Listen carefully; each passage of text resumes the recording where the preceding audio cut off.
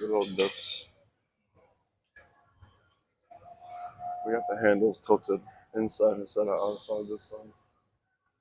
I think it might help show my chest a little more. I think having it all the way out there just makes me use triceps, but we'll see.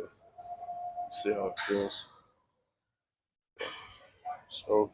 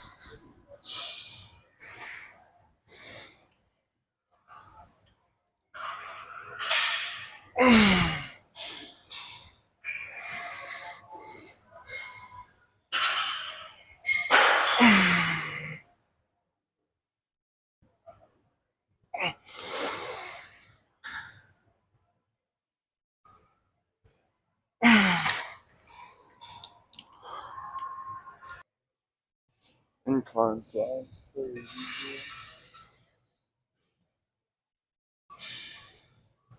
This might be one of my favorite chest exercises out there. Real talk.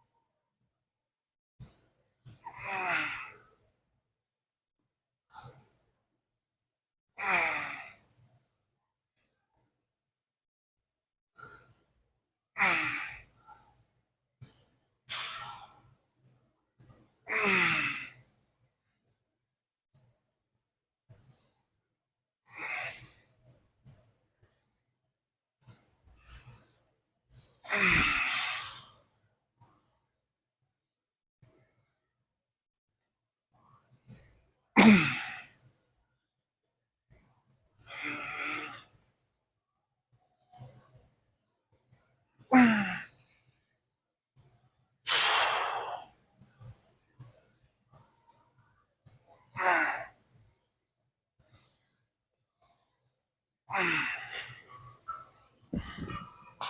gonna roll with this instead of the incline. Smith machine is currently taken, and also this felt pretty good.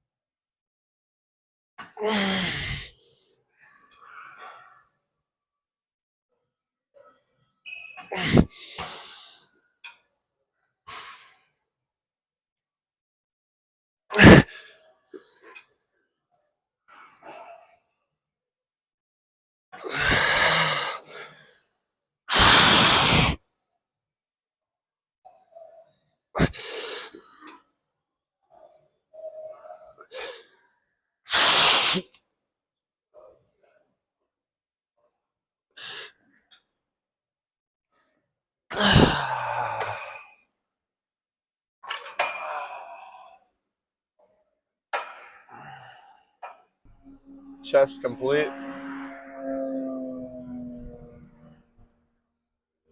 And we substituted the incline Smith for the chest press machine,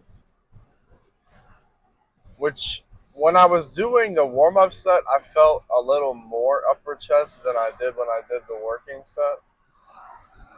I wonder if that had to do with maybe grip placement or something. Either way, I felt my chest, but I felt more upper in the warm-up.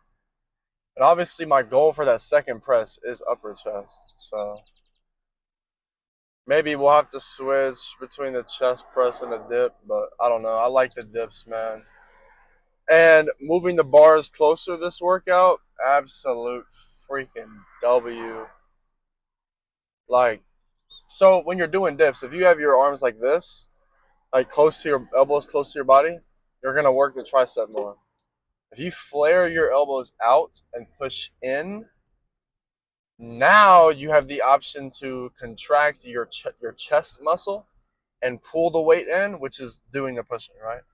So now, instead of like this, which you can still kind of use your chest, but using a lot of tricep, you can do like this. So you keep it out. And having it a little closer allows me to flare my elbows. It feels like a little more stable than when they're further out. But I don't know. I'll have to do it again. Because Thinking about it logically, that don't even make sense because if the bars are wider, it would make sense to have them like this. But it's something about pushing it when the bar is folded in and I'm pushing down. It's almost like a converging because my elbow's out like this, right, and it's going like this. So instead of doing like this or doing like this, it's like this, and it. I mean, oh, it's part of what makes the gym fun, man. All the experimenting that goes on. But I'm not going to the sauna right now. I'm going to hit the sauna post lift later, or post cardio later. So the yeah. Anyways, as soon as let's see what. Let me see. Let me see. Let me see. Let me see. Let me see. Let me see. Let me see. So let's see.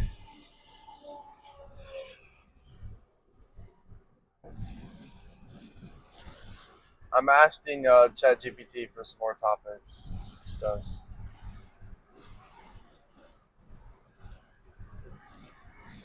Muscle fatigue versus muscle failure, knowing the difference in training smarter. So,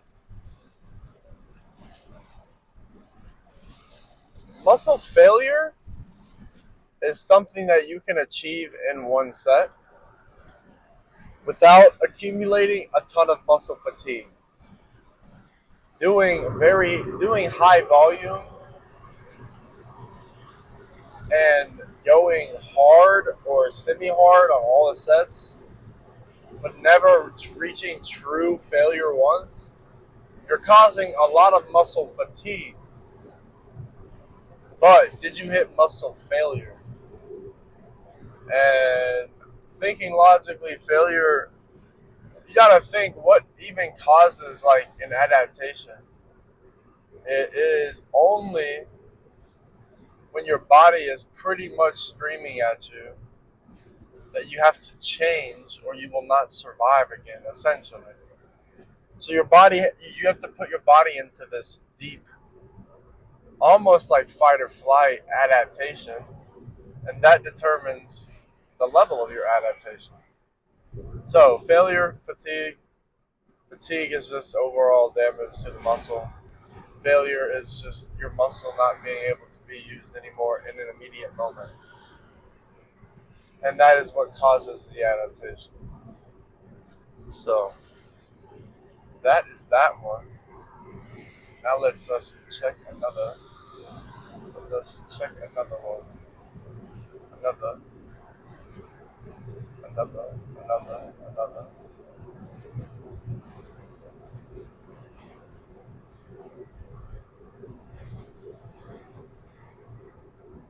How do you spot and fix muscle imbalances before they lead to injury or plateau? I would say the only reason you would have muscle imbalances is from trying to do isolation when you don't need to. If you're doing, like, for instance, if you're doing curls and you're doing one curl at a time, maybe you can take your right curl to failure deeper than your left curl, and over time your right arm will grow more than your left arm, and that will cause an imbalance. If you work on using both muscles together, I don't think imbalances will be an issue. I have only noticed one imbalance on my frame, and that is my chest. My left pec is smaller than my right pec. I don't know why, and I don't know if it's that visible from the outside, but I notice it feeling and looking down. So,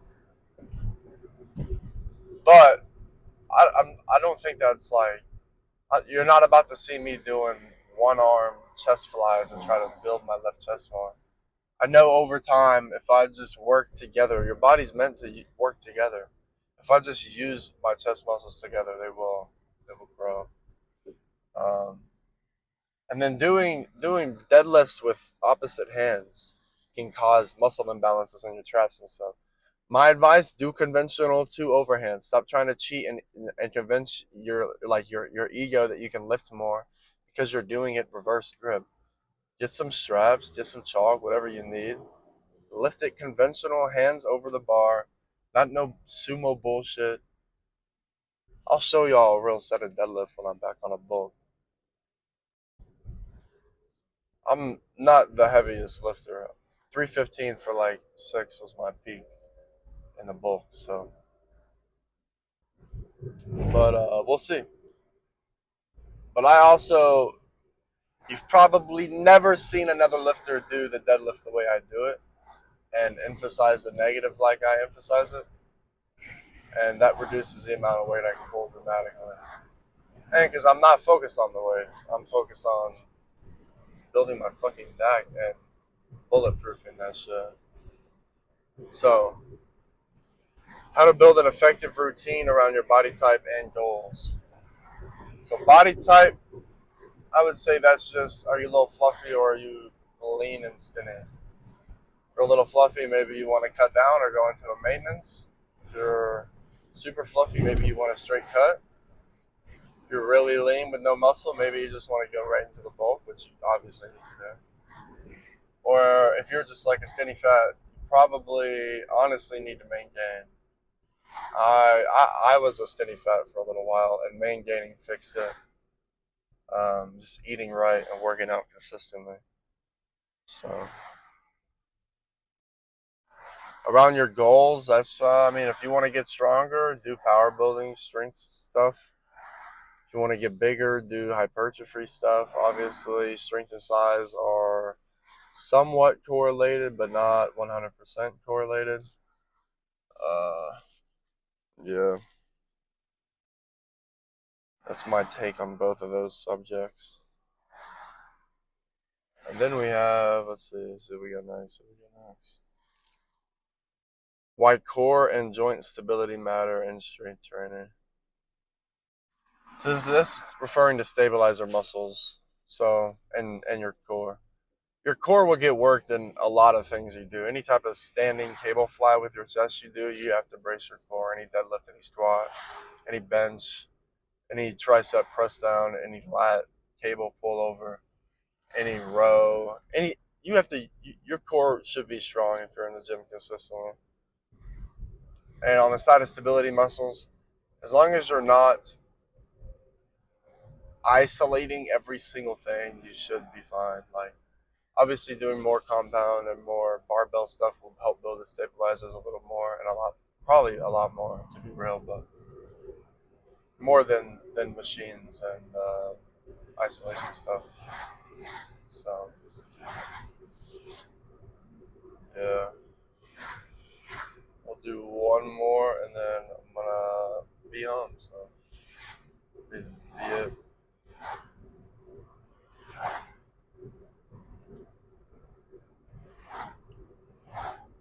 How to plan your training cycles for long-term progress.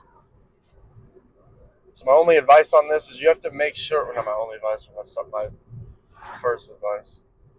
You have to make sure you're actually recovering between workouts, because you will plateau if you're not recovering between workouts. Also, you have to plan deload weeks. If you are going to failure all the time, you have to plan that in your training. And I have not done that. I'm a lacquer on that. I struggle to just go to the gym and do something light. I feel like I'm being a bitch by not like taking the set to complete failure. So, uh, deload weeks are good if you're feeling exhausted or if you're feeling mentally strained and not able to keep going. Um, but yeah, just make sure you're recovering workout to workout. Make sure you're hitting stuff frequently as you can while still recovering between workouts, and you're not overlapping too many or like at all, preferably. But that's it for me. I will catch you guys tomorrow for one of my favorite lifts, which is back. So let's get to it.